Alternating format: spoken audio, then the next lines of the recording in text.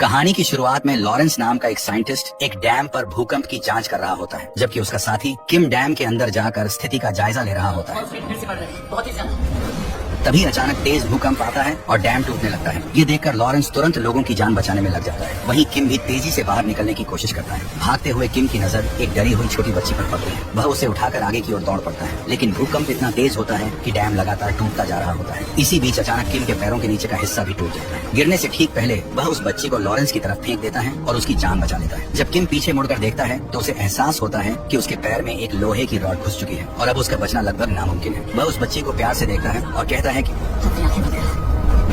इसके बाद पूरा डैम ढह जाता है, लेकिन किम अपनी जान देकर उस बच्ची की जिंदगी बचा लेता है। इसके बाद सीन बदलता है और हम एक कार को देखते हैं जो एक्सीडेंट के कारण पहाड़ के बिल्कुल किनारे पर लटक रही होती है। उसके अंदर एक डरी हुई लड़की फंसी होती है। उसे बचाने के लिए एक रेस्क्यू हेलीकॉप्टर भेजा जाता है, जिसे हमारा हीरो रे चला रहा होता है। रे एक एक्सपर्ट रेस्क्यू पायलट है और इससे पहले भी वह करीब 600 लोगों की जान बचा चुका है। जब रे की टीम उस जगह पहुंचती है तो उन्हें पता चलता है कि दूरी बहुत ज्यादा है और वहां तक रस्सी पहुंचाना लगभग नामुमकिन है। लेकिन रे हार नहीं मानता। वह एक खतरनाक रिस्क लेते हुए हेलीकॉप्टर को तिरछा करके सीधे घाटी के अंदर ले आता है। अब हेलीकॉप्टर बेहद खतरनाक और संकरी पहाड़ियों के बीच उड़ रहा होता है। तभी रे का एक साथी हेलीकॉप्टर से नीचे उतरकर गाड़ी में हुक लगाने की कोशिश करता है, लेकिन उसी वक्त गाड़ी अचानक स्लिप हो जाती है और वह साथी नीचे ही फंस जाता है। गाड़ी के खिसकने से हेलीकॉप्टर पर भी भारी दबाव पड़ने लगता है। रे तुरंत समझ जाता है कि अब हालात कंट्रोल से बाहर हो सकते हैं। वह को पायलट को कमान सौंपता है और खुद रस्सी के सहारे नीचे उतर जाता है। अपनी पूरी ताकत लगाकर वह गाड़ी का दरवाजा खोलता है और अंदर फंसी लड़की को बाहर निकाल लेता है। इसके तुरंत बाद हेलीकॉप्टर उस गाड़ी को छोड़ देता है। इस तरह रे उस लड़की और अपने साथी दोनों को बचा लेता है। अपना मिशन पूरा करने के बाद रे वापस घर लौटता है, जहां वह बिल्कुल अकेला रह रहा होता है। घर पहुंचकर वह अपनी फैमिली की पुरानी तस्वीरें देखने लगता है। दरअसल कभी रे अपनी पत्नी एम्मा,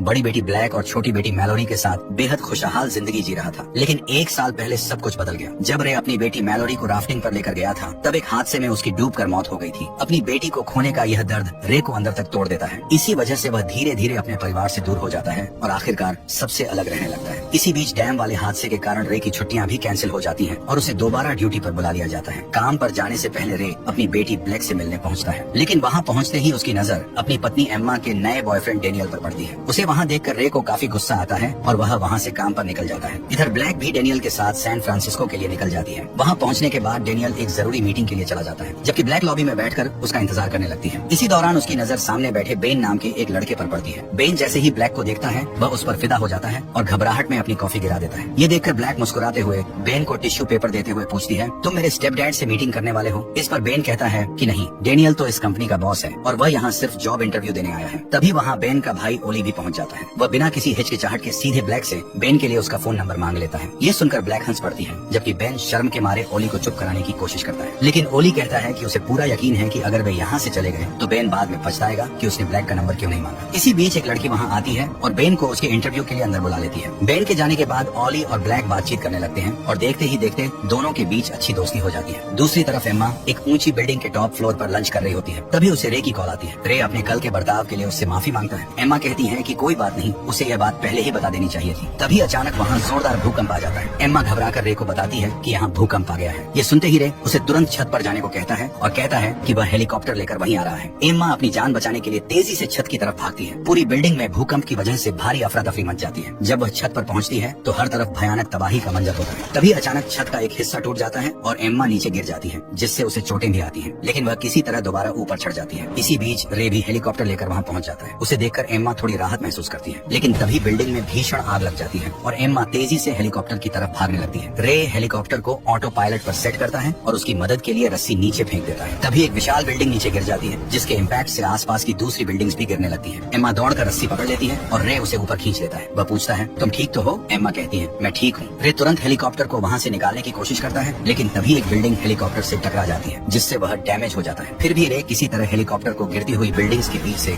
बाहर निकाल लेता है। उधर दूसरी तरफ डेनियल की मीटिंग खत्म हो चुकी होती है और वह वापस ब्लैक के पास आ जाता है। जाने से पहले ब्लैक चुपके से ओली को बेन के लिए अपना नंबर दे देती है। इसके बाद ब्लैक और डेनियल कार में बैठकर पार्किंग से बाहर निकलने ही वाले होते हैं कि तभी तेज भूकंप के झटके वहां तक पहुंच जाते हैं। अपनी जान बचाने के लिए ड्राइवर तेजी से कार भगाने लगता है, लेकिन भूकंप की वजह से आगे का रास्ता ही टूट जाता है और कार सीधे नीचे गिर जाती है। उसी दौरान ऊपर से एक एक बड़ा पत्थर आकर सीधा ड्राइवर की सीट पर गिरता है, जिससे उसकी मौके पर ही मौत हो जाती है। इस भयानक क्रैश में ब्लैक के पैर सीट के नीचे बुरी तरह फंस जाते हैं। डेनियल उसे निकालने की पूरी कोशिश करता है पर निकाल नहीं पाता। आखिरकार वह मदद के लिए बाहर निकलता है और एक सिक्योरिटी गार्ड से मदद मांगता है। डेनियल उससे कहता है कि उसकी बेटी नीचे फंसी हुई है। उसकी यह बात वहाँ मौजूद बेन भी सुन लेता है, लेकिन तभी ऊपर से एक और मलबा गिरता है और सीधा उस सिक्योरिटी गार्ड पर आकर लगता है, जिससे वहाँ अफरा तफरी मच जाती है। ये सब देखकर डेनियल घबरा जाता है और ब्लैक को छोड़कर अपनी जान बचाने के लिए वहाँ से भाग निकलता है। डेनियल का यह रवैया साफ दिखा देता है कि वह सिर्फ अपनी जान बचाने के बारे में ही सोचता है। वहीं ब्लैक किसी तरह रे को कॉल लगाती है। वह रे को बताती है कि वह ऑफिस की पार्किंग में फंस गई है और डेनियल उसे छोड़कर भाग गया है। ये सुनकर एम्मा को बहुत गुस्सा आता है, लेकिन तभी कॉल कट जाता है। रे समझ जाता है कि अब उसे ही अपनी बेटी को बचाना होगा और वह तुरंत हेलीकॉप्टर को सैन फ्रांसिस्को की तरफ मोड़ देता है। उधर पार्किंग में बेन और ओली ब्लैक के पास पहुंच जाते हैं। ब्लैक उन्हें बताती है कि उसका पैर कार के नीचे बुरी तरह फंस गया है। दोनों मिलकर भारी मलबा उठाने की कोशिश करते हैं, लेकिन उसे हिला भी नहीं पाते। ब्लैक उन्हें वहाँ से जाने के लिए कहती है क्योंकि बिल्डिंग कभी भी गिर सकती है, लेकिन बेन साफ मना कर देता है और कहता है कि वह उसे छोड़कर नहीं जाएगा। बेन कार की डिक्की खोलता है और उसमें से कुछ टूल्स निकालता है। उनकी मदद से वह पत्थर को थोड़ा ऊपर उठाने में कामयाब हो जाता है, लेकिन वह पूरी तरह नहीं हट पाता। तभी बेन को एक आइडिया आता है। वह कार के टायर्स की हवा निकाल देता है, जिससे कार थोड़ा नीचे बैठ जाती है और ब्लैक का पैर दबाव कम हो जाता है। फिर वे किसी तरह ब्लैक को बाहर निकाल लेते हैं। जब तीनों बिल्डिंग से बाहर आते हैं तो देखते हैं कि हर तरफ अफरा तफरी मची हुई है और लोग अपनी जान बचाने के लिए भाग रहे हैं। तीनों एक बड़ी बिल्डिंग के नीचे रुकते हैं। ब्लैक कहती है कि उसे अपने पेरेंट्स से बात करनी है। बेन बताता है कि मोबाइल फोन काम नहीं कर रहे, उसने पहले ही कई बार कोशिश कर ली है। ब्लैक कहती है कि वह अपने डैड से संपर्क कर सकती है, लेकिन इसके लिए उन्हें एक इलेक्ट्रॉनिक स्टोर ढूंढना होगा। थोड़ी दूर चलने पर उन्हें एक इलेक्ट्रॉनिक स्टोर मिल जाता है, लेकिन ब्लैक कहती है कि इलेक्ट्रॉनिक मोबाइल काम नहीं करेंगे, उन्हें लैंडलाइन ढूंढनी होगी। बेन पूछता है कि उसे यह सब कैसे पता। इस पर ब्लैक बताती है कि उसके डैड एक रेस्क्यू टीम में काम करते हैं, इसलिए उसे ऐसी चीजों की जानकारी है। थोड़ी तलाश के बाद उन्हें एक लैंडलाइन फोन मिल जाता है। ब्लैक रे को कॉल करती है और बताती है कि वह सुरक्षित है और डेनियल उसे छोड़कर भाग गया था। यह सुनकर एम्मा को बहुत गुस्सा आता है। फिर रे ब्लैक को सैन फ्रांसिस्को के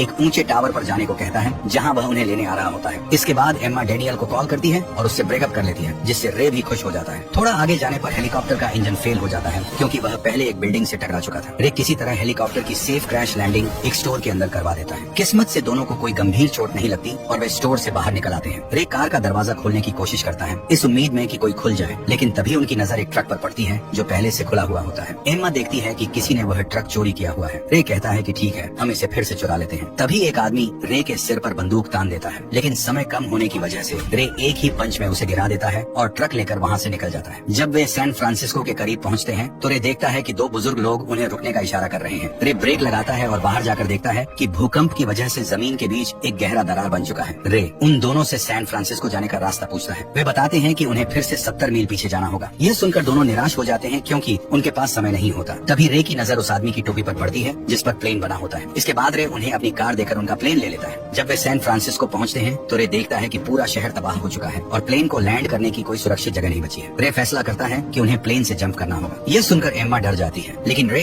उसे अपने साथ सुरक्षित तरीके से बांध लेता है। फिर दोनों प्लेन से जंप लगाते हैं और किसी तरह एक स्टेडियम में सुरक्षित लैंड कर जाते हैं। दूसरी तरफ ब्लैक जब टावर के करीब पहुंचती है तो देखती है कि वह पूरी तरह जल रहा है, यानी अब वहाँ जाना संभव नहीं है। बेन पूछता है कि अब क्या करें। ब्लैक कहती है कि उन्हें किसी ऊंची जगह पर जाना होगा। तभी फिर से तेज भूकंप आता है। बेन गिर जाता है और उसके ऊपर ग्लास टूटकर गिरता है और एक शीशा उसकी टांग में घुस जाता है। ओली डर से घबराने लगता है, पर ब्लैक उसे शांत करती है। इस बार भूकंप बहुत डेंजरस होता है। दूसरी तरफ रे एम्मा को पीछे भेजता है और खुद लोगों की मदद करने लगता है। तभी उसे एक घायल बच्ची दिखाई देती है, जिसे वह उठाकर सुरक्षित जगह पर ले जाता है। भूकंप रुकने के बाद वे देखते हैं कि आगे का रास्ता पूरी तरह ब्लॉक हो चुका है। रे पीछे मुड़ता है और उसे एक बोट दिखाई देती है, जिसके बाद वह कहता है कि अब उन्हें पानी के रास्ते जाना होगा। दूसरी तरफ भूकंप के बाद ब्लैक बेन की टांग से शीशा निकालती है, जिसके बाद तीनों पहाड़ की तरफ बढ़ने लगते हैं। इधर रे बोट लेकर टावर के पास पहुंचता है और देखता है कि वह जल रहा है, जिससे उसे समझ आता है कि ब्लैक वहाँ नहीं है। उसे यकीन होता है ब्लैक सेफ है और किसी ऊंची जगह जा रही होगी। तभी पानी में हलचल बढ़ने लगती है और रे को एहसास होता है कि सुनामी आने वाली है। वह तुरंत वहाँ से निकलने की कोशिश करता है। दूसरी तरफ ब्लैक को एक वॉकी टॉकी मिलती है, जिसमें सुनामी की चेतावनी सुनाई देती है। इसके बाद तीनों पास की एक ऊंची बिल्डिंग की तरफ भागते हैं। इधर रे सामने आती विशाल सुनामी को देख लेता है। अब बचने का एक ही रास्ता होता है, उसे पार करना। रे बोट की स्पीड बढ़ाता है और सुनामी की तरफ बढ़ता है। बाकी बोट्स भी उसी दिशा में जा रही होती हैं। वह तेजी से ऊपर उठती लहरों के बीच से निकलने की कोशिश करता है, लेकिन तभी एक विशाल जहाज सामने आ जाता है। रे किसी तरह बोट मोड़कर बच जाता है। ऊपर से कंटेनर गिरने लगते हैं, लेकिन रे अपनी हैवी ड्राइविंग से